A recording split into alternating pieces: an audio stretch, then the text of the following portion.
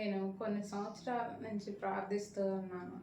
ఏదో ఒక పని దేవా మీరు నాకు ఇవ్వమని, సంఘంలో ఏదో ఒక పరిచర్య ఇవ్వమని ప్రార్థిస్తూ ఉన్నప్పుడు సంఘం నుంచి నాకు ఒకసారి ఫోన్ రావటం జరిగింది. సండే స్కూల్ పరిచర్య ఒక వారం మీరు తీసుకోగలరని.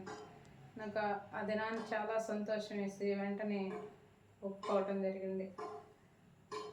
అప్పటి నుంచి ఇప్పటి వరకు ఒక్కరోజు కూడా మిస్ కాకుండా నేను సండే స్కూల్ పరిచర్యను చేయగలిగానంటే అది దేవుని కృపే. నాకైతే జ్ఞానం లేదు, కానీ సండే స్కూల్ పరిచర్య చేయడం అంటే ఏదో కథ చెప్పేసి కంటత వాక్యం చెప్పేసి రావడం కాదు, కానీ ముందు నేను అలాగుండి వారికి చెప్పాలనేదే నా ఉద్దేశం. నేను మొదటగా నేను ప్రార్థన చేస్తూ వాళ్ళని ప్రార్థన చేయమని చెప్పాలి. నేను క్రమంగా ఉంటూ వాళ్ళని క్రమంగా ఉండమని చెప్పాలనేదే నా ఉద్దేశం. అలా ఉండటానికి నేను ఎంతగానో ఈ సంవత్సర కాలంలో సర్చ్ చేయబడ్డాను. ఒక స్టోరీ సిద్ధపడుతున్నప్పుడు, ఒక మిషనరీ స్టోరీ సిద్ధపడుతున్నప్పుడు ఎన్నో వాళ్ళ సమస్యలు, ఎంతగానో వాళ్ళ ప్రార్థనా జీవితం వాళ్ళకి వివరిస్తూ మీరు కూడా ఇలాగే ఉండాలి అమ్మ అని వాళ్ళతో చెప్పినప్పుడు చాలామంది వాళ్ళు ఒప్పుకోవటం జరుగుతూ ఉంటుంది.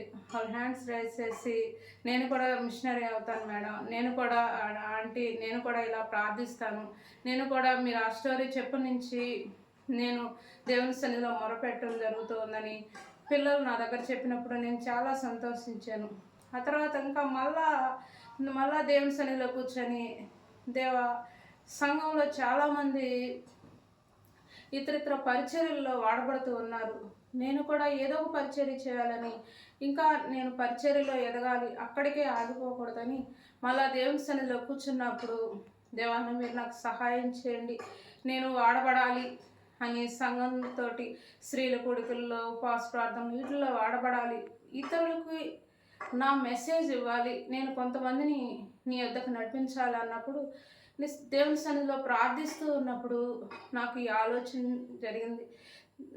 వాక్యం చెప్పి దాన్ని ఛానల్ రూపంలో పెట్టాలనే ఆలోచన వచ్చినప్పుడు దేవుని సన్నిధిలో ప్రార్థిస్తూ కొన్ని వీడియోస్ చేసిన తర్వాత దేవా నీ చిత్తం అయితే నాకు సహాయం చేయమని ఇదే అడుగుతూ ఉన్నాను కొన్ని దినాల నుంచి. 31st నైట్ ఒక ఆలోచన వచ్చింది, దేవా మీరు ఈ రాత్రి నాకు ఒక వాగ్దానం ఇస్తారు, ఆ వాగ్దానంలో నేను చూడాలనుకుంటుంది నేను పెట్టే ఛానల్ మీ ఉద్దేశమా కాదా అనేదే నేను చూడాలనుకుంటున్నా. వాగ్దానానికి వెళ్తా కూడా ఒక అడుగుకి దగ్గరికి వెళ్తున్నప్పుడు మీరు ఖచ్చితంగా ఈ వాక్యం ద్వారా మీరు నాతో మాట్లాడాలి అనే మాటతోటే నేను వాగ్దానం దగ్గరికి వెళ్ళి చేపెట్టి తీసుకోవటం జరిగింది. అప్పుడు నాకు ఈ వాగ్దానం వచ్చింది.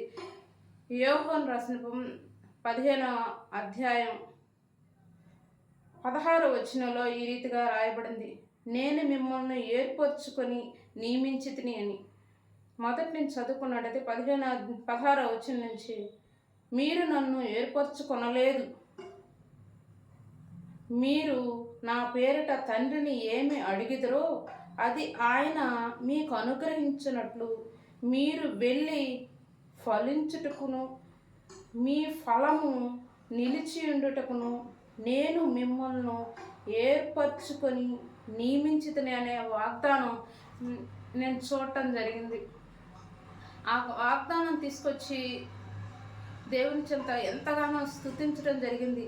అప్పుడు దేవా ఈ ఒక్క వచనంతో కాదు, కానీ ఈ అధ్యాయం అంతా చదవాలి అని ఆ వాగ్దానాలు మిగిలిన వాళ్ళు తీసుకునే లోపే ఆ అధ్యాయం అంతా నేను చదవటం జరిగింది. దేవుడు నాతో మాట్లాడటం జరిగింది.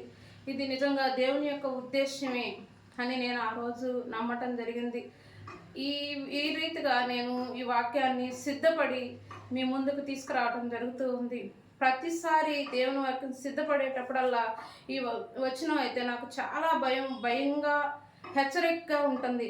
ప్రకటన గ్రంథంలో 22వ అధ్యాయం 18వ వచనంలో, ఈ గ్రంథమందున్న ప్రవచన వాక్యములు విని ప్రతి వానికి నేను సాక్ష్యం ఇచ్చితిని, ఏమనగా ఎవడైనను వీటిలో మరి ఏదైనాను కలిపిన ఎడల ఈ గ్రంథంలో వ్రాయబడిన తెగుళ్ళు దేవుడు వారికి కలుగు చేయను.